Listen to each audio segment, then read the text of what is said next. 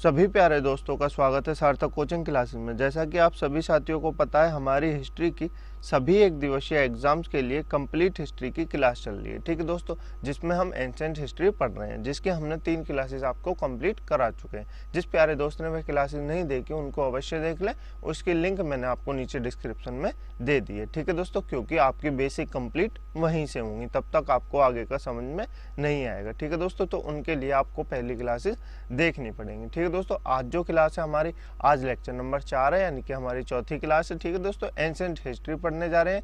हमारा जो है चैप्टर नंबर 2 है, जिसमें हम पढ़ेंगे आज प्राग ऐतिहासिक काल। क्या पढ़ेंगे दोस्तों?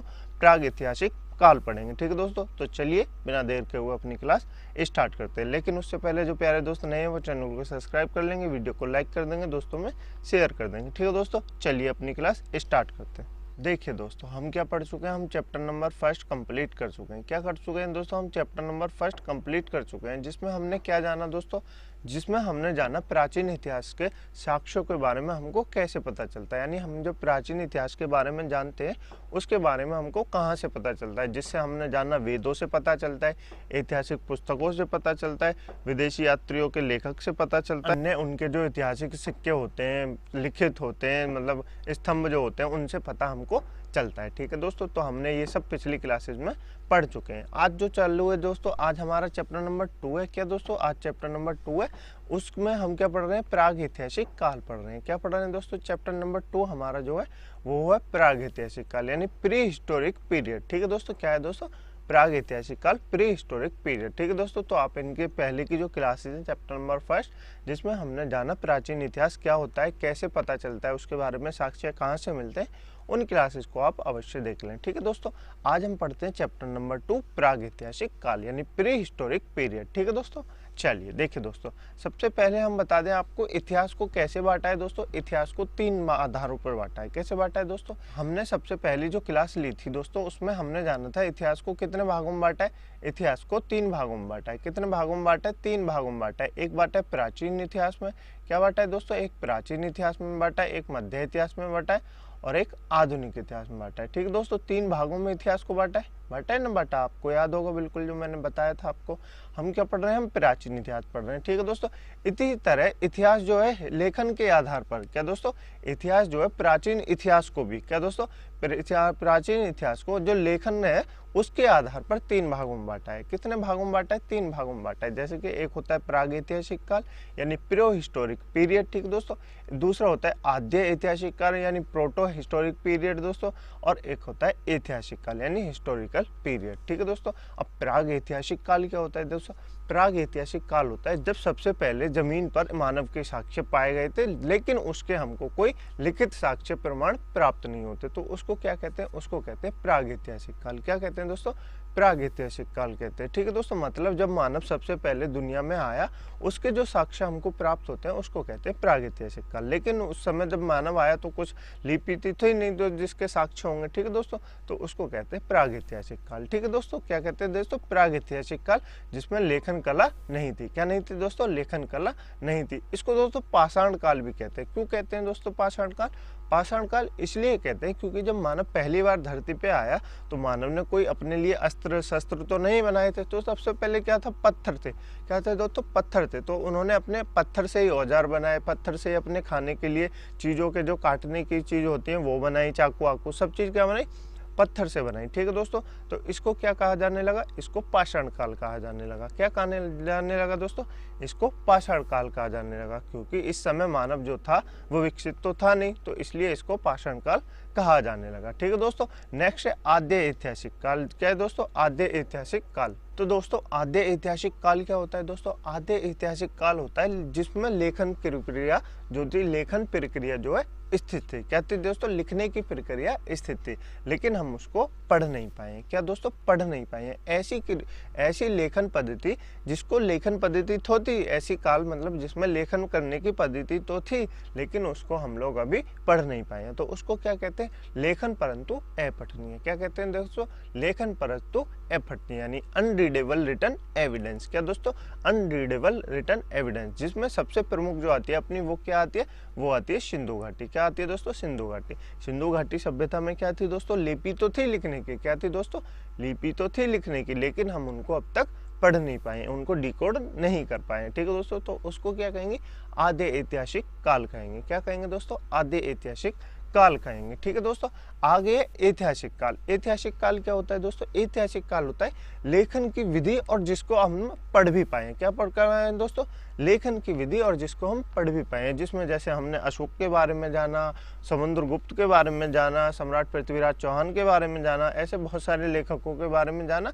मतलब ऐसी चीज़ जिसको हम डिकोड कर पाए, लेखन विधि है, और जिनको हम समझ पाए, पढ़ पाए कि वो क्या कहना चाहते हैं, उसको कहते हैं ऐतिहासिक काल। क्या कहते हैं दोस्तों, ऐतिहासिक काल कहते हैं। ठीक है दोस्तों, मतलब कि पठनीय लेखन। क्या दोस्तों, जिसको पढ़ा जा सकता है, समझा जा सकता है, उसको कहते हैं ऐतिहासिक काल। तो यानी कि रीडेबल रिटन एविडेंस। ठीक है दोस्तों, इसको कब से प्रारंभ माना जाता है, इसको माना जाता है वैदिक काल से प्रारंभ। यानी कि हम जो पढ़ चुके हैं, हम अब तक समझ चुके हैं, वो क्या होता है, हम वैदिक काल से जो अब तक की भाषा है ना, उस सबको दोस्तों हम लोग समझ चुके हैं। ठीक है दोस्तों, तो आप समझ गए।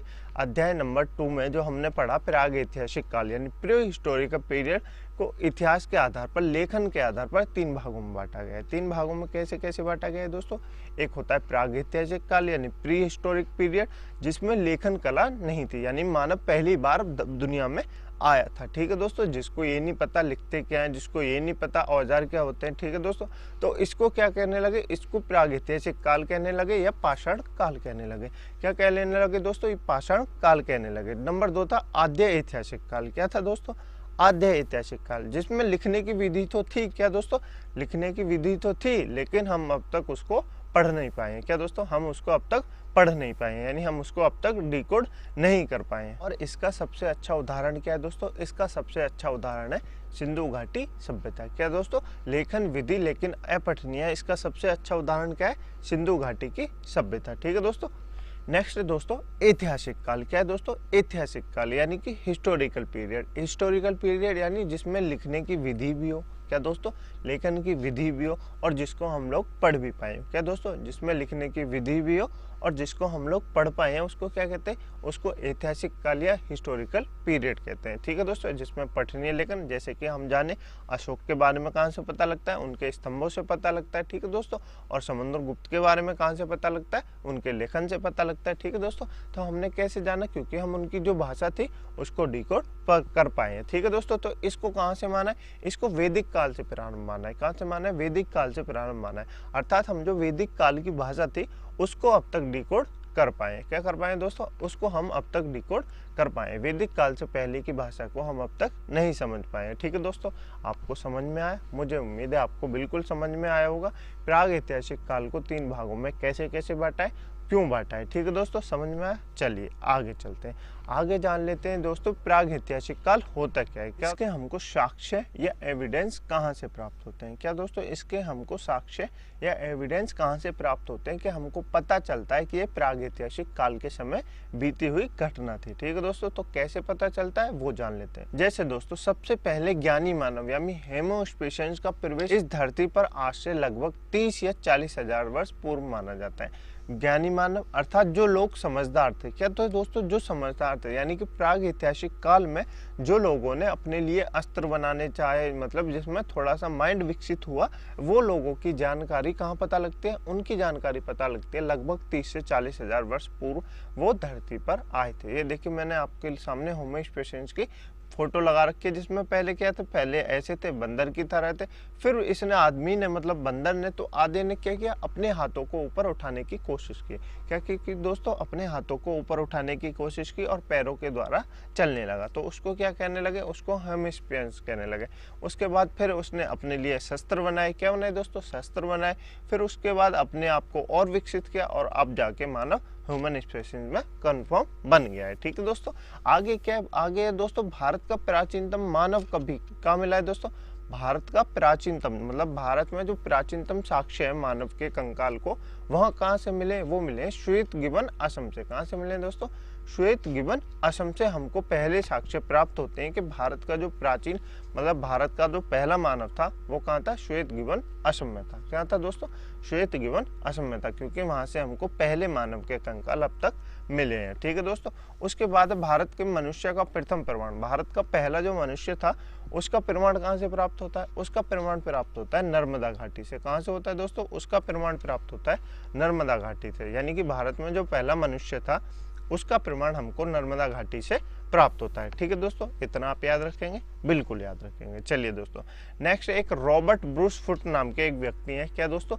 रॉबर्ट ब्रूस फुट नाम के एक व्यक्ति हैं जिसने भारत में पुरापाषाण कालीन औजारों की खोज की थी। क्या की थी दोस्तों, पुरापाषाणी कालीन औजारों की खोज की थी। किसने की थी, रॉबर्ट ब्रूस फुट ने की थी। किसने की थी, रॉबर्ट ब्रूस फुट ने की थी। ठीक है दोस्तों, इसने पुरापाषाण काल औजार में क्या ढूंढा था, इसने पता लगाया था कि पुरापाषाण काल में लोग जो है वो पत्थर के औजार बनाते थे। क्या बनाते थे दोस्तों, लोग जो है वो पत्थर के अस्त्र शस्त्र बनाते थे। ठीक है दोस्तों, जैसे कि मैंने यहाँ आपके सामने इमेज धर रखी है, ये सब क्या है दोस्तों, ये सब पत्थर के हैं। क्या दोस्तों, ये सब पत्थर के औजार हैं। ठीक है दोस्तों, तो पुरापाषाण काल में क्यों होते हैं, पुरापाषाण काल में पत्थर के औजार होते हैं। ठीक है दोस्तों, नेक्स्ट दोस्तों, प्रथम पुरापाषाण काल कृति। क्या दोस्तों, प्रथम पुरापाषाण कलाकृति ये कहाँ से प्राप्त होती है, ये प्राप्त होती है दोस्तों पल्लवम तमिलनाडु से। कहाँ से प्राप्त होती है दोस्तों, पल्लवम तमिलनाडु से ये हमको प्राप्त होती है। ठीक है दोस्तों, आगे भारत का प्राचीनतम नगर। भारत का प्राचीनतम नगर कौन सा था दोस्तों,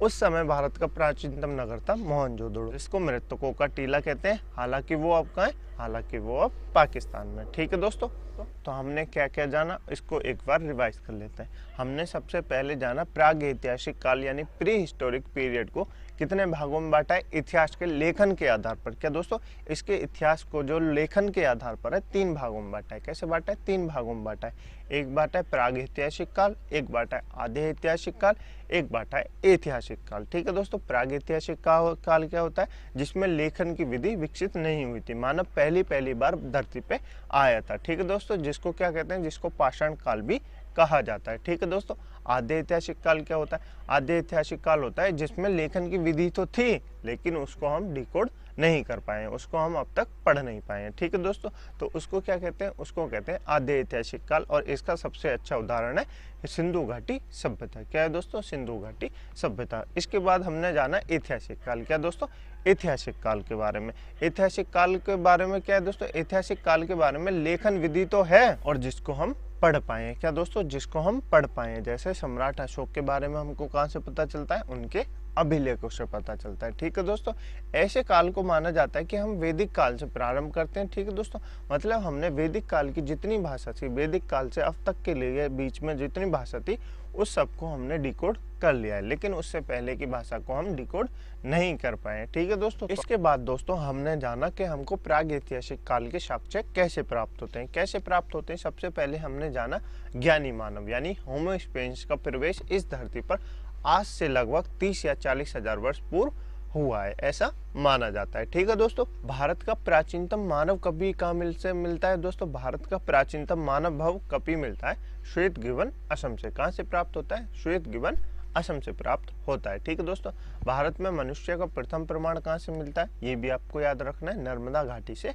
प्राप्त होता है। ठीक है दोस्तों, और भारत के पुरापाषाण कालीन औजारों की खोज किसने की थी, रॉबर्ट ब्रूस फुट ने की थी। किसने की थी, रॉबर्ट ब्रूस फुट ने की थी। ठीक है दोस्तों, पुरापाषाण औजार कैसे थे, पत्थर के थे। कैसे थे दोस्तों, पत्थर के थे। ठीक है दोस्तों, प्रथम पुरापाषाण कलाकृति क्या थी, पल्लवरम। क्या थी दोस्तों, पल्लवरम से तमिलनाडु से प्राप्त होती है। कहाँ से प्राप्त होती है दोस्तों, पल्लवरम तमिलनाडु से प्राप्त होती है। ठीक है दोस्तों, भारत का प्राचीनतम नगर कौन सा था, मोहनजोदड़ो। कौन सा था, मोहनजोदड़ो, जिसको मृतकों का टीला कहा जाता है। हालांकि वो अब कहाँ है, हालांकि वो अब पाकिस्तान में। ठीक है दोस्तों, इतना समझ में आया दोस्तों, मुझे उम्मीद है आपको इतना समझ में आ गया होगा। ठीक है दोस्तों, अब चलते हैं प्राग ऐतिहासिक काल के बारे में, क्योंकि हमने इतिहास को 3 भागों में बांटा था। एक था प्राग ऐतिहासिक काल, एक था आधे ऐतिहासिक काल, एक था आधे ऐतिहासिक काल। तो सबसे पहले क्या पढ़ लेते हैं, प्राग ऐतिहासिक काल यानी प्री हिस्टोरिक पीरियड को पढ़ लेते हैं। किसके बारे में जान लेते हैं, प्री हिस्टोरिक पीरियड के बारे में जान लेते हैं। ठीक है दोस्तों, इसको क्या कहा जाता है, मैंने आपको बताया था, इसको पाषाण काल भी कहा जाता है, स्टोन एज भी कहा जाता है।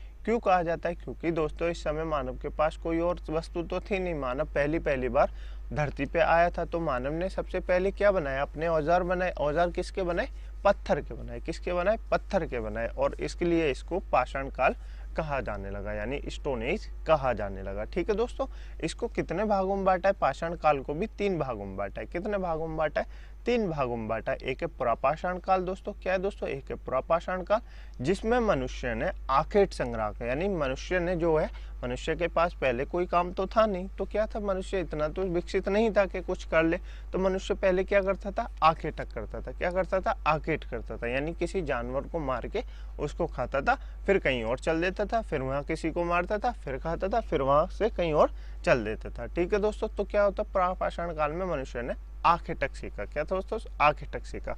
उसके बाद मनुष्य ने आग पर नियंत्रण सीखा। पुरापाषाण काल में मनुष्य ने क्या सीखा, आग पर नियंत्रण सीखा। अभी आप ये नहीं कहेंगे कि पुरापाषाण काल में आग का वो हुआ आविष्कार, आग पहले से ही थी। तो ठीक है दोस्तों, उसका क्या सीखा, पुरापाषाण काल में आग पर नियंत्रण सीखा। क्या सीखा दोस्तों, आग पर नियंत्रण सीखा। ठीक है दोस्तों, मनुष्य ने।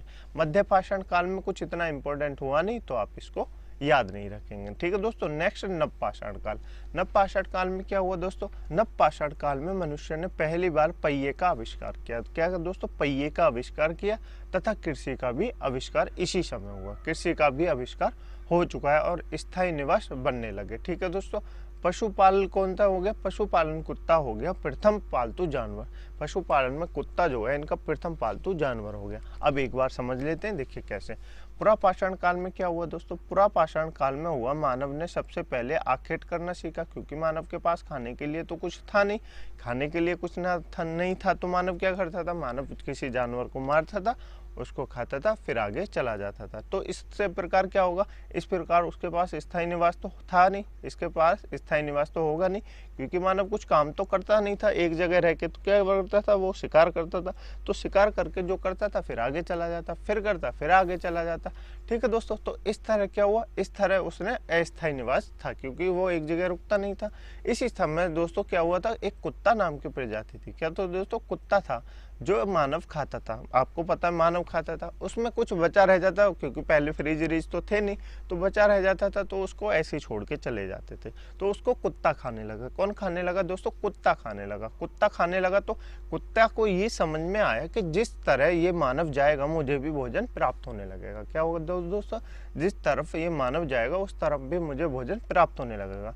तो कुत्ता क्या हुआ, कुत्ता मानव के साथ चलने लगा। इस तरह कुत्ता जो है मानव का पालतू पशु बन गया। क्या दोस्तों, मानव का पालतू पशु बन गया। ठीक है दोस्तों, इसी पुरापाषाण काल में क्या सीखा दोस्तों, क्या सीखा मानव ने, आग पर नियंत्रण करना सीख लिया। क्या सीख लिया दोस्तों, आग पर नियंत्रण करना सीख लिया। ठीक है दोस्तों, आगे है दोस्तों नवपाषाण काल। क्या है दोस्तों, नवपाषाण काल। नवपाषाण काल में क्या हुआ, मनुष्य ने कृषि करना प्रारंभ किया। क्या किया दोस्तों, मनुष्य ने कृषि करना प्रारंभ किया, यानी कृषि का आविष्कार कब हुआ, नवपाषाण काल में हुआ। दोस्तों नवपाषाण काल में क्या हुआ, नवपाषाण काल में कृषि का आविष्कार हुआ। तो मैं अब आपको एक बात बताता हूँ। देखिए दोस्तों, एक घर में मान लीजिए 4 व्यक्ति हैं। कौन है दोस्तों, 4 व्यक्ति हैं।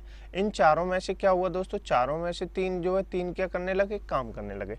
अब जब मनुष्य कृषि का आविष्कार कर लिया है, तो मनुष्य एक जगह खेत बनाएगा। क्या बनाएगा, खेत बनाएगा, उसमें घर बनाएगा। घर बनाएगा तो वहाँ रहने लगेगा, तो क्या हो जाएगा, स्थायी निवास हो जाएगा। क्या हो जाएगा, स्थायी निवास हो जाएगा। ठीक है दोस्तों, इसी तरह क्या एक और मनुष्य आएगा, वो भी क्या बनाने लगा, वो भी एक खेत बनाएगा, और वो भी इसमें अपना घर बनाएगा और वहाँ पे रहने लगेगा। तो इस तरह मनुष्य ने कृषि का आविष्कार किया और स्थायी निवास प्रारंभ किया। ठीक है दोस्तों, अब पहिए का आविष्कार भी हो सका है। देखिए दोस्तों, मैं आपको एक चीज़ बताता हूँ। मान लीजिए एक घर में 4 व्यक्ति हैं। कौन है दोस्तों, 4 व्यक्ति हैं, जिसमें से 3 किसी खेती का काम करते हैं। क्या दोस्तों, 3 खेती का काम करते हैं। एक जो है वो व्यक्ति ठाली है। क्या दोस्तों, एक जो है वो व्यक्ति ठाली है, यानी एक व्यक्ति फ्री है। ठीक है दोस्तों, अब वो फ्री है तो वो अपने माइंड में कुछ तो नए नए विचार आएंगे ना दोस्तों। जब व्यक्ति खाली होता है, या मतलब वो कुछ अकेला काम नहीं करता, तो उसके दिमाग में नए नए विचार तो आती हैं। जब नए नए विचार आएंगे तो वो क्या करेगा, वो आविष्कार करेगा। क्या करेगा दोस्तों, आविष्कार करेगा। तो क्या होने लगेगा, नवपाषाण काल से क्या होने लगेंगे, नवपाषाण काल से आविष्कार होने लगेंगे। क्या होने लगेंगे दोस्तों, नवपाषाण काल से आविष्कार प्रारंभ हो जाएंगे। जैसे सबसे पहले इसी समय क्या हुआ दोस्तों, पहिए का आविष्कार हो गया। किसका आविष्कार हो गया दोस्तों, पहिए का आविष्कार हो गया। ठीक है दोस्तों, तो मैंने आपको पशुपाल कुत्ता जो प्रथम इनका पालतू जानवर है कैसे बना, इसकी कहानी बता दी, और मैंने आपको बाकी सब भी समझा दिया। ठीक है दोस्तों, मुझे उम्मीद है आपको क्लियर हो गया होगा। ठीक है दोस्तों, मुझे उम्मीद है आपको वीडियो अच्छी लग रही होगी। यदि आपको क्लास अच्छी लग रही है तो वीडियो को लाइक कर दें, दोस्तों में शेयर कर दें। ठीक है दोस्तों, और हालांकि इसकी PDF डाउनलोड करने के लिए आप हमारे टेलीग्राम ग्रुप को ज्वाइन कर सकते हैं, जिसकी लिंक मैंने आपको नीचे डिस्क्रिप्शन में दे दी है। ठीक है दोस्तों, चलिए आगे चलते हैं। नेक्स्ट दोस्तों, कृषि और औजार। कृषि और औजार क्या थे दोस्तों? Agriculture and tool. पाषाण काल में कृषि और औजार क्या थे दोस्तों? सबसे पहले आविष्कार क्या था? आविष्कार मैंने आपको बताया कहाँ होने लगे? नवपाषाण काल में होने लगे। क्या होने लगे दोस्तों?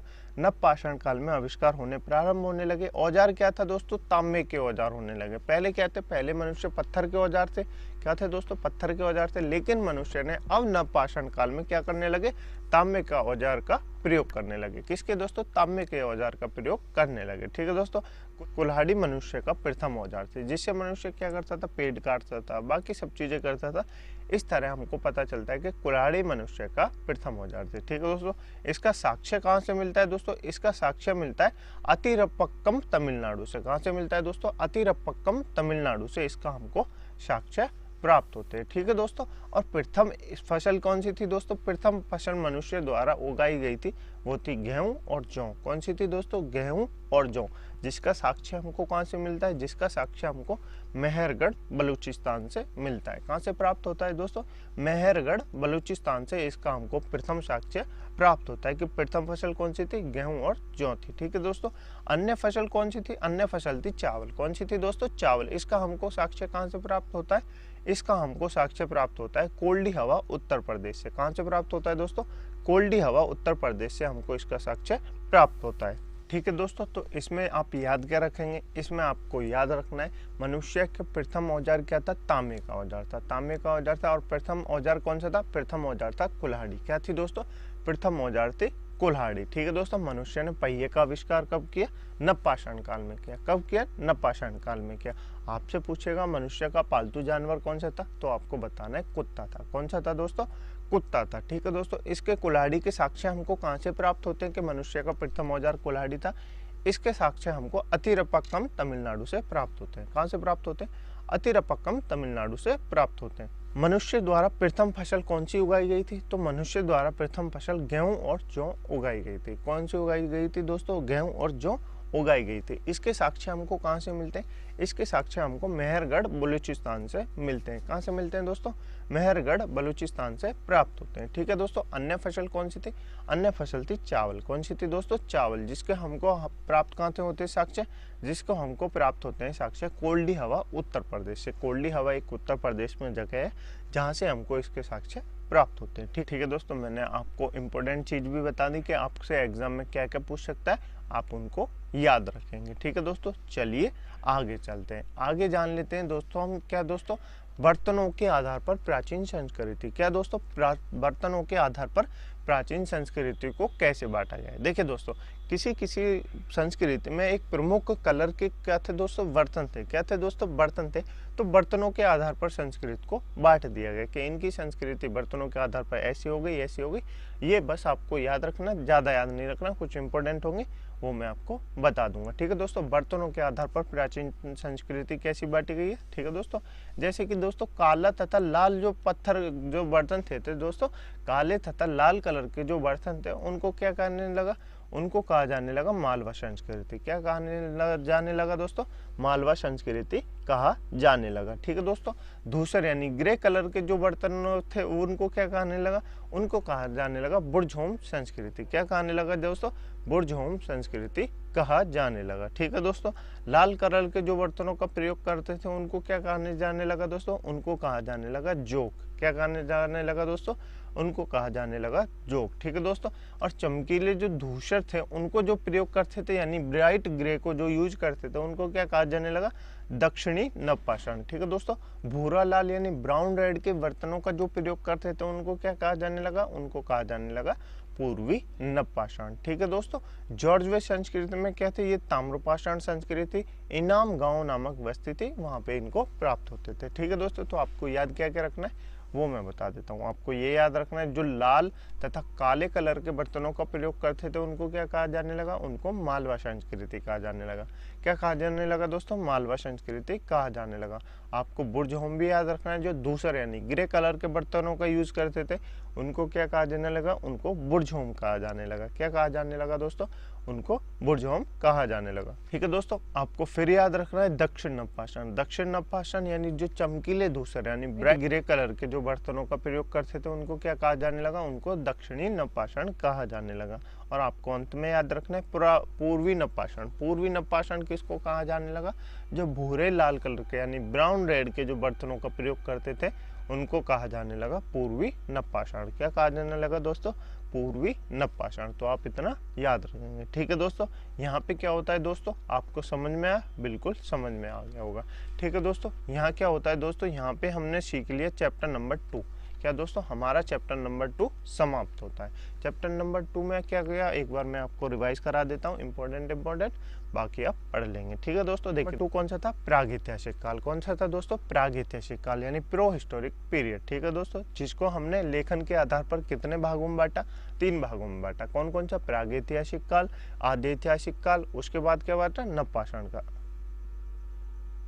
उसके बाद ऐतिहासिक काल। क्या दोस्तों, ऐतिहासिक काल। प्रागैतिहासिक काल क्या होता है, जिसमें लेखन की विधि नहीं थी यानी मनुष्य पहली बार धरती पर आया था। ठीक है दोस्तों, जिसको पाषाण काल भी कहा जाता है। ठीक है दोस्तों, आद्य ऐतिहासिक काल क्या था, आद्य ऐतिहासिक काल था लेखन की विधि तो थी लेकिन हम उसको पढ़ नहीं पाए। इसका सबसे अच्छा उदाहरण कौन सा था, सिंधु घाटी सभ्यता। कौन सी थी, सिंधु घाटी सभ्यता। ठीक है दोस्तों, इसके बाद क्या पढ़ा, इसके बाद हमने ऐतिहासिक काल जाना। ऐतिहासिक काल के बारे में क्या कहते हैं, ऐतिहासिक काल के बारे में कहा जाने लगा कि इसमें लेखन की विधि तो थी और जिसको हम डिकोड कर पाए, यानी जैसे कि हमको सम्राट अशोक के बारे में या बाकी सब के बारे में कैसे पता चलता है, जिससे हमको पता चलता है उनके लेखन विधि से। जैसे अशोक के बारे में पता चलता है उनके स्तंभों के बारे में। और इसको हम मानने लगे कि वैदिक काल के जो थी भाषा, वैदिक काल से जो भाषा थी उसको हमने डिकोड कर लिया है, उससे पहले की भाषा को हम नहीं समझ पाए। ठीक है दोस्तों, इतना समझ में आया। उसके बाद हमने प्रागैतिहासिक काल को जाना, तो उसको कितने भागों में बांटा है, जिसको पाषाण काल भी कहा जाता है। पाषाण काल को 3 भागों में बांटा है, जिसको हमने क्या कहा था, पुरापाषाण काल कहा था, मध्य पाषाण काल कहा था और नवपाषाण काल कहा था। ठीक है दोस्तों, इसके बाद हमने पुरापाषाण काल में जाना था कि मनुष्य ने आखेट करना प्रारंभ किया। क्या दोस्तों, मनुष्य ने आखेट करना प्रारंभ किया था। ठीक है दोस्तों, और मनुष्य ने सबसे पहले आग पर नियंत्रण पाना कहाँ सीखा, पुरापाषाण काल में सीख लिया। ठीक है दोस्तों, मध्य पाषाण काल में कुछ इतना इंपॉर्टेंट हुआ नहीं तो मैंने आपको नहीं बताया। उसके बाद नवपाषाण काल में हुआ। नवपाषाण काल में क्या हुआ, मनुष्य ने कृषि करना प्रारंभ कर दिया, तो उसका स्थायी निवास हो गया। तो क्या हो गया दोस्तों, स्थायी निवास हो गया। और उसका सबसे प्रथम पालतू जानवर कौन सा था, तो वो कुत्ता था। कौन सा था दोस्तों, कुत्ता था। ठीक है दोस्तों, पहिए का आविष्कार कब हुआ दोस्तों, पहिए का आविष्कार भी नवपाषाण काल में हुआ। कब हुआ दोस्तों, नवपाषाण काल में हुआ। ठीक है दोस्तों, इतना हमने जाना। उसके बाद हमने जाना बर्तनों के आधार पर जो संस्कृतियां बांटी गई हैं उनके बारे में जाना। जैसे हमने जाना काले तथा लाल पत्थर जो बर्तनों का प्रयोग करते थे कलर के, उनको क्या कहा जाता था, उनको मालवा कहा जाता था। ठीक है दोस्तों, इस तरह हमने आगे जाना। तो हमने इतना पढ़ लिया। ठीक है दोस्तों, मुझे उम्मीद है आपको इतना सब कुछ समझ में आ गया होगा। मैंने इंपॉर्टेंट भी बताया कि क्वेश्चन कहाँ से बन सकते हैं, तो आपने नोट कर लिए होंगे। ठीक है दोस्तों, अब चलते हैं हमारे अध्याय नंबर 3 की तरफ, यानी चैप्टर नंबर 3 की तरफ हम चलते हैं। जो दोस्तों क्या है, सिंधु घाटी सभ्यता है। क्या दोस्तों, सिंधु घाटी सभ्यता है। वेरी इंपॉर्टेंट है दोस्तों, क्योंकि किसी भी एग्जाम में आप देने जाइए उसमें सिंधु घाटी सभ्यता तक क्वेश्चन ना पूछा जाए तो ऐसा हो नहीं सकता। ठीक है दोस्तों, अब हम पढ़ते सिंधु घाटी सभ्यता के बारे में। Indus Valley Civilisation. देखिए दोस्तों, पहले जान लेते हैं इंडस वैली सिविलाइजेशन क्यों कहा जाता था। दोस्तों, सिंधु नदी जो थी, क्या थी दोस्तों, सिंधु नदी जो थी, जैसे मान लीजिए सिंधु नदी है, तो इसी नदी के किनारे जो ये संस्कृति है ये सबसे ज़्यादा बसी हुई थी। क्या दोस्तों, इसी नदी के किनारे ये संस्कृति बसी हुई थी। ये नहीं है कि इससे अलग नहीं थी, इससे अलग भी बसी हुई थी, लेकिन सबसे ज़्यादा जो बसी हुई है वो सिंधु नदी के किनारे बसी हुई थी। क्या थी दोस्तों, सिंधु नदी के किनारे बसी हुई थी। तो इसके द्वारा इसको जब खोजा गया तो इसके द्वारा इसको सिंधु घाटी सभ्यता कहा जाने लगा। आप जान लेते हैं आज हम क्या पढ़ेंगे दोस्तों। आज हम अध्याय नंबर 3 यानी सिंधु घाटी सभ्यता के बारे में सिर्फ थोड़ी सी सामान्य जानकारी पाएंगे। उसके बाद हम इसको कल कंटिन्यू करेंगे। ठीक है दोस्तों, देखिए दोस्तों, सामान्य जानकारी यानी जनरल इन्फॉर्मेशन में क्या पढ़ लेते हैं। इसका काल जो माना जाता है 2400 से 1700 750 BC के मध्य विकसित सभ्यता माना जाता है। अब मैंने आपको BC लिख के दिखाया, BC लिख के दिखाया तो BC का अर्थ क्या होता है? देखिए दोस्तों, ये कितना है? 2400 है। मैंने आपको बताया था ना 2400 है। इसमें क्या कर देंगे? अपनी वर्तमान जोड़ देंगे। तो मान लीजिए 2000 जोड़ देंगे, 2000 जोड़ देंगे तो कितना हो जाएगा? 4500। कितना हो जाएगा? 4400।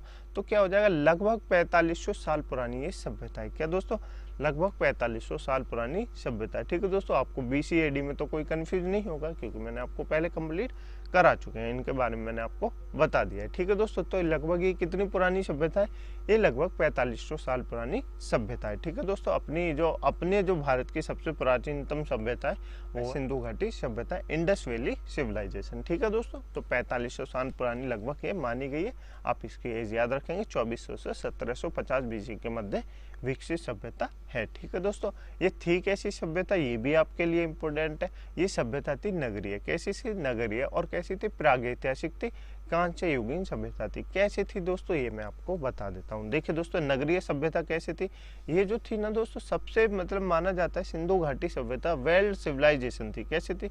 इसमें नाली के नाली निकलने की व्यवस्था थी। ठीक है दोस्तों, जैसे ये घर है, क्या दोस्तों ये घर है, ठीक है दोस्तों, ये रोड है, तो किसी भी उसका घर जो है, किसी भी व्यक्ति का जो घर था उसकी खिड़की रोड की तरफ नहीं थी। ठीक है दोस्तों, तो आप ये याद रखेंगे, नाली की तरफ नहीं थी, वेल सिविलाइजेशन थी। तो इसको क्या कहा जाने लगा? ये एक नवगरीय सभ्यता है। यानी कि आज के टाइम में जो अपनी नगरों में जो सभ्यता बसी हुई है ना दोस्तों, उसी तरह से ये सभ्यता थी। ठीक है दोस्तों, प्राग ऐतिहासिक ज्ञान यानी पुरानी है, जो मैंने आपको बताया आधे ऐतिहासिक काल में आती है। किसमें दोस्तों आती है? आधे ऐतिहासिक काल में आती है, जिसके लेखन हमको प्राप्त हुए साक्ष्य, लेकिन हम उनको पढ़ नहीं पाए। ठीक है दोस्तों, कांस्य युगीन सभ्यता क्यों कहा जाता है? कांस्य युगीन सभ्यता इसलिए कहा जाता है क्योंकि इस समय प्रयोग कांस्य का किया जाता है। कांस्य यानी तांबे का किया जाता है। ठीक है दोस्तों, तो आपको समझ में आया कांस्य युगीन क्यों कहा जाता है। आपसे क्वेश्चन पूछेगा एग्जाम में कि सिंधु घाटी सभ्यता कैसी सभ्यता थी, तो आपसे एग्जाम में क्वेश्चन में देगा नगरीय सभ्यता थी, प्रागैतिहासिक सभ्यता थी, कांस्य युगीन सभ्यता थी। तो आप कहेंगे उपरोक्त सभी। कौन सी थी? उपरोक्त सभी सभ्यता। ठीक है दोस्तों, इसमें रहता कौन था? सिंधु घाटी सभ्यता में रहते कौन थे? दोस्तों, सिंधु घाटी सभ्यता में जो रहते थे वो थे द्रविड़ लोग। कौन थे दोस्तों? द्रविड़ लोग। द्रविड़ लोग अर्थात जो अपने उत्तर भारत के दक्षिण में रहते हैं। क्या दोस्तों? अपने जो भारत के दक्षिण में रहते हैं उनको कहते हैं द्रविड़ लोग। ठीक है दोस्तों, और कौन से थे? भूमध्य सागरीय से जो लोग आए थे वो थे। ठीक है दोस्तों, तो आपको समझ में आया कि सिंधु घाटी सभ्यता में कौन रहते थे? द्रविड़ लोग रहते थे, जो कि भूमध्य सागरीय से आए थे। ठीक है दोस्तों, इससे आगे की जानकारी हम कल प्राप्त करेंगे। ठीक है दोस्तों, इस क्लास की PDF डाउनलोड करने के लिए आप इस हमारे टेलीग्राम ग्रुप को ज्वाइन कर सकते हैं, जिसकी लिंक मैंने आपको नीचे डिस्क्रिप्शन में दे दी है। ठीक है दोस्तों, मिलते हैं कल, चैप्टर नंबर 3 को कंटिन्यू करेंगे आगे। ठीक है दोस्तों, तब तक के लिए अपना ख्याल रखिएगा, इस क्लास को रिवाइज कर लीजिए। ठीक है दोस्तों, और आप अपने नोट्स बनाइए, तैयार कीजिए। ठीक है दोस्तों, क्योंकि आप जब तक नोट्स तैयार नहीं करेंगे तो आपको कुछ याद नहीं होगा। ठीक है दोस्तों, और PDF मैंने आपको बता दी टेलीग्राम ग्रुप पे मिलेगी, जिसकी लिंक मैंने आपको नीचे डिस्क्रिप्शन में दे दी है। ठीक है दोस्तों, मिलते हैं कल इसी समय इसी चैनल पे। तब तक के लिए अपना ख्याल रखिएगा। जय हिंद, जय भारत।